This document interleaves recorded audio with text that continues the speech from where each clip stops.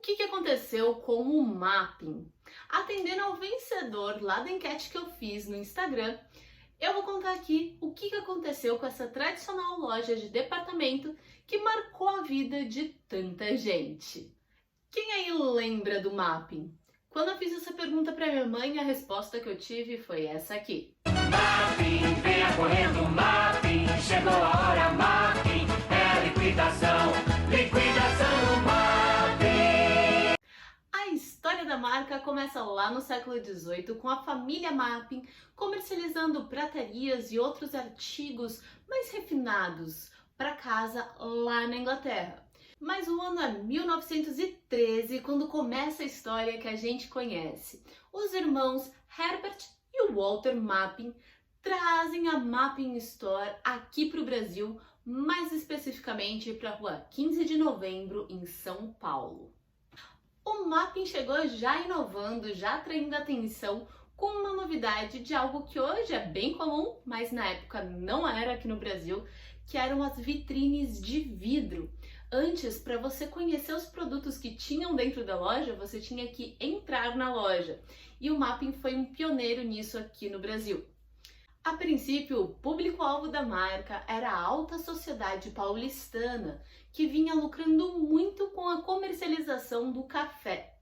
Mas em 1929, como todos sabem, acontece a grande quebra da Bolsa de Nova York, que impacta imensamente a venda e a exportação de café. Logo, a economia fica abalada e as coisas precisam ser mudadas. E o Mapping faz o quê? Desiste? Não, se reinventa e lança mais duas novidades na economia brasileira. A primeira delas é colocar o preço nos produtos, porque até então o preço não era colocado na vitrine. A pessoa tinha que entrar na loja e aí sim consultar o vendedor para saber quanto custava aquele produto. Que no começo não era uma questão, porque a alta sociedade simplesmente ia lá e gastava. Mas em momentos de crise é preciso se readaptar. E foi o que eles fizeram. Parênteses para uma análise contemporânea da situação, que é uma exclusividade aqui do YouTube. Mesmo que eles não tivessem todas as pesquisas que a gente tem hoje, o fato de colocar a etiqueta de preço na fachada da loja faz todo sentido pensando no comportamento do consumidor. Porque você já percebeu que tem muita gente, ainda hoje, que se sente envergonhada de falar que não pode pagar por algo, de entrar numa loja e quando o vendedor dá o preço se sentir constrangida em falar, ah, não tenho como pagar? Pois é, naquela época, acredito eu que era ainda pior, ainda mais que era um momento de crise, as pessoas não estavam acostumadas, quem tinha poder aquisitivo para entrar numa loja dessa e comprar não estava acostumada com a situação. Então, pensando num comportamento de consumo, eu imagino que naquela época o não ter o preço na fachada da loja afastava muita gente que não entraria por olhar e falar, não sei se eu vou poder pagar, então eu nem vou entrar.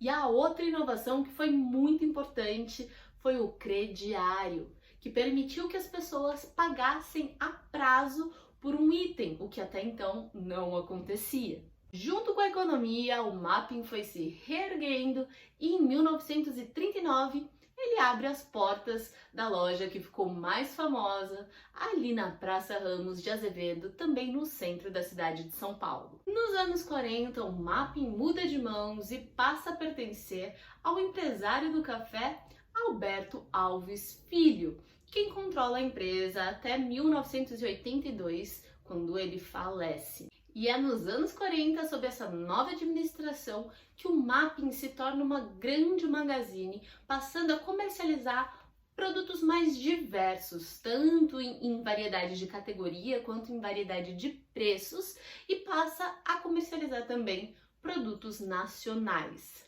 Nas décadas de 40 e 50, o Mapping se tornou um verdadeiro ponto de encontro.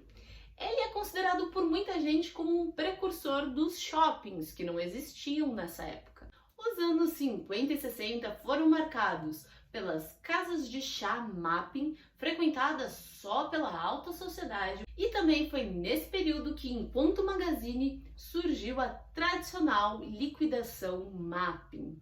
Na década de 70, o Mapping abre capital na Bolsa de Valores e durante os anos 70, 80 até o início dos anos 90, a loja vive a sua época de ouro. Eles investem muito em publicidade. Para o esporte, para o lazer, o Mapping tem tudo. Arte prata para videocassete, 1.190 cada. Só o Mapping mesmo. Aproveite. Mapping, chegou a hora, Mapping, é liquidação. E acabam conseguindo um retorno de multidões para dentro das lojas. Além disso, as campanhas ficaram muito conhecidas. Quem aí que viveu essa época não lembra do jingle do Mapping? É liquidação, liquidação no Mapping. Em 91 acontece o que muitos apontam como o princípio do fim, que é a aquisição de 5 lojas da Sears, uma rede de lojas estadunidense que era bem famosa também na época e que faliu há alguns anos atrás. Em 1995, eles declaram o maior prejuízo da história, chegando a mais de 19 milhões de reais. Com esse prejuízo, muitos começam a especular sobre a venda do Mapping. Em 96, o empresário Ricardo Mansur consegue comprar o Mapping por 25 milhões de reais e promete dar um novo fôlego para a empresa. Ele queria implantar franquias do Mapping, mas os planos dele não deram muito certo nem para o Mapping, nem para outras lojas que ele adquiriu no mesmo período.